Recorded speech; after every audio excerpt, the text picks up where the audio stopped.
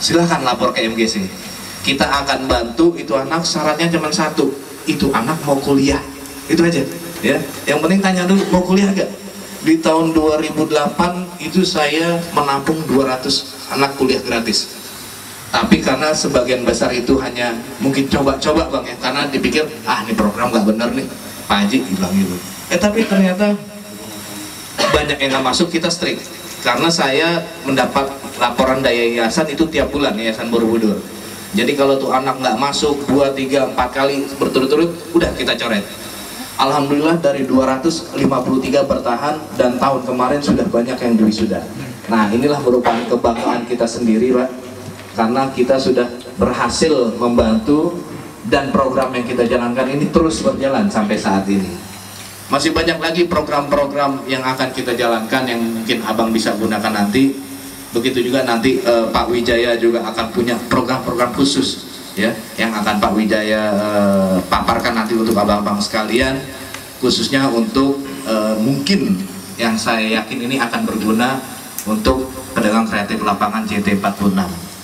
Nah untuk itu mungkin saya cukup sekian, nanti setelah Pak Wijaya kata sambutan mungkin kita bisa tanya jawab, jadi kita bisa lebih sedikit tahu unek-unek abang-abang, ibu-ibu sekalian, apa sih, bagaimana sih mungkin yang bisa kita bantu, khususnya sebagai perwakilan abang-abang, ibu-ibu nanti.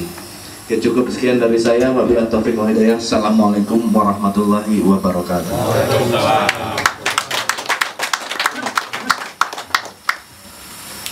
Alhamdulillah, demikian tadi sambutan dari Bapak Haji Muhammad Guntur, yang mana beliau menginformasikan kepada kita semua mengenai kartu MGC.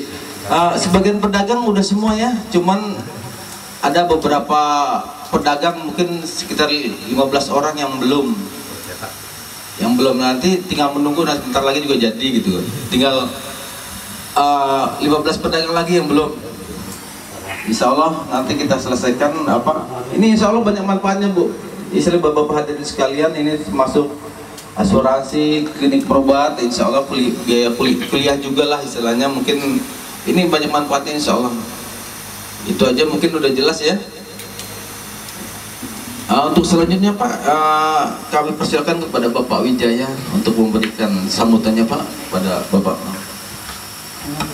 Saya sambil duduk aja ya Pak ya, biar santai. Baik, assalamualaikum warahmatullahi wabarakatuh. Pertama-tama saya kenalkan dulu, saya Wijaya Kusuma Subroto. Saya orang tua sebagian dari Jawa, sebagian dari Jakarta. Ibu saya yang dari Jakarta, gitu. Bapak saya dari Jawa Timur. Beliau pegawai negeri dulu, udah almarhum. Terus kemudian saya merantau ke Jakarta, karena ibu saya di sini lahirnya, di Jakarta. Saya mempunyai istri satu Pak, cukup satu aja, dan nggak perlu nambah. Terus kemudian anak juga satu Pak. Istri saya kerja di Pertamina, terus anak saya masih kecil, masih SD. Itu perkenalan singkat. Terus kemudian sebagai informasi, saya juga menjabat menjadi ketua DPW Perindo Jakarta Pak. Perindo itu adalah organisasi yang menyuarakan tentang perubahan. Nah, saya juga ingin cerita sedikit mengenai kenapa saya akhirnya terjun ke politik. Saya tadinya nggak mau Pak ke politik, gitu. Nah dulu saya bekerja beberapa kali, saya pindah. Saya pernah bekerja di Pertamina, pindah ke Astra. Terus terakhir saya kerja di MNC TV.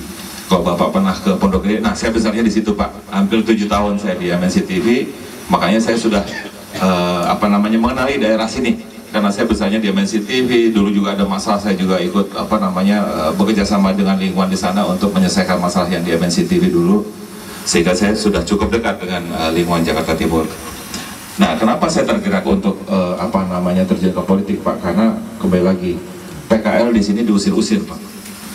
Kalau di Singapura, saya sering mengadakan perjalanan ke beberapa negara gitu, saya bandingin Pak. Di sana itu dikelompokkan. Zaman dulu itu ada yang namanya fasum. Di Indonesia itu harusnya setiap kita bikin perumahan itu pasti ada fasumnya. Nah, fasumnya itu yang harusnya digunakan untuk PKL berjualan di situ, diatur gitu.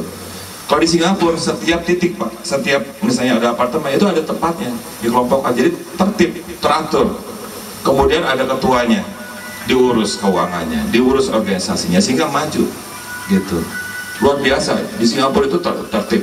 Kemudian saya ke Kuala Lumpur sama begitu juga. Nah, kenapa Indonesia nggak bisa? Kembali lagi karena kurangnya perhatian pemerintah terhadap PKL. Yang ada diusir-usir, tapi nggak dikasih solusinya. Gimana sih jualan yang benar? Gimana sih misalnya cara mengolah tata kelola keuangan yang sederhana misalnya? Atau misalnya PKL itu bisa maju dengan cara misalnya cari pinjaman. Gimana? Cari pinjaman pasti susah gitu. Nah, tentunya perlu terobosan-terobosan ya untuk misalnya untuk memperkuat PKL menjadi pengusaha yang luar biasa. Banyak contohnya pengusaha-pengusaha PKL yang akhirnya menjadi pengusaha yang luar biasa. Contohnya Astana 77 itu dulunya cuma kaki lima, tapi akhirnya jadi pengusaha sukses. Gitu, itu perlu dicontoh gitu. Bagaimana caranya mereka mengelola keuangan yang baik, terus kemudian mereka bisa berpromosi dengan baik. Terus kemudian melek teknologi, dia jualan dengan cara dipromosi di website lah, terus kemudian sekarang zamannya teknologi ya, dipromosiin gitu, sih akhirnya maju gitu. Tapi kembali lagi bahwa semua berpulang ke kita, bahwa kita harus kerja keras, kemudian juga kita harus mempunyai integritas dan tidak korupsi gitu. Nah, kebetulan kenapa saya akhirnya bergabung dengan Hanura juga karena partai itu tidak ada satupun Pak yang terlibat di dalam korupsi. Di antara 3.300 anggota dewan yang sekarang ditangkap maupun diproses di kepolisian karena kasus korupsi, itu satupun tidak ada yang orang anggota partai Hanura. Ini perlu kita contoh. Nah, itulah akhirnya saya tergerak Pak. Saya tergerak untuk ikut masuk di dalam Partai Hanura karena saya ingin melakukan perubahan bersama Pak Haji Guntur. Nah, Pak Haji Guntur sudah melakukan kegiatan-kegiatan yang cukup bagus, memberikan kuliah gratis, itu salah satu proses untuk mencerdaskan bangsa, kemudian memberikan kesehatan, dan tentunya satu lagi tadi memberikan kesehatan, asuransi gitu. Nah, saya nanti akan bekerja sama dengan Pak Guntur untuk membuat asuransi Pak, asuransi jiwa, nanti kita sama-sama Pak ya gitu. Kemudian kembali lagi mengenai koperasi ya, rasanya juga teman-teman PKL harus membentuk Pak. Saya kebetulan menjadi ketua DPW Perindo merencanakan untuk membuat semacam BPR yang intinya akan memberikan pelatihan-pelatihan tentang ekonomi kerakyatan maupun UKM. Apabila bapak-bapak misalnya bisa membentuk koperasi, bisa kerjasama gotong royong. Nah, ini gotong royong ini Pak yang selama ini sudah mulai hilang di antara kita. Orang udah mikirin dirinya sendiri gitu. Nah, kita harus bekerjasama, bergotong royong, membentuk organisasi, membuat keuangan yang baik, terus kemudian kita bikin pelatihan tentang ekonomi kerakyatan maupun UKM. Bapak berhasil, kita akan beri modal pinjaman gitu, pinjaman dengan bunga yang sangat murah.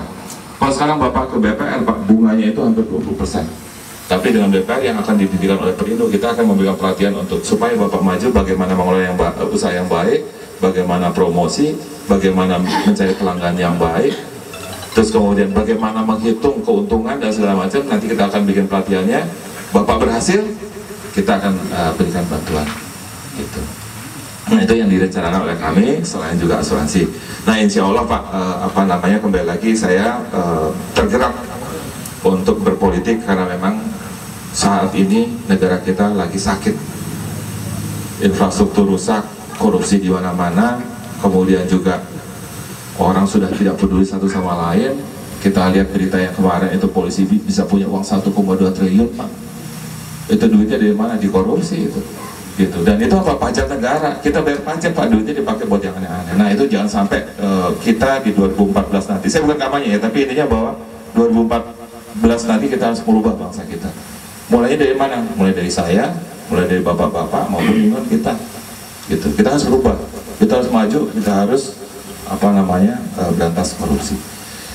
Saya kira dari saya nggak panjang lebar. Jadi tadi ada dua yang program yang saya rencanakan. Pertama tentang kartu asuransi tadi, terus kemudian yang kedua tentang pelatihan berkaitan dengan PKL. Itu yang saya rencanakan bulan Juni kita akan mulai. Bapak berhasil bisa kita bikin pelatihan PKL gratis, terus kemudian Bapak yang berhasil kita akan danai dengan biaya yang sangat murah.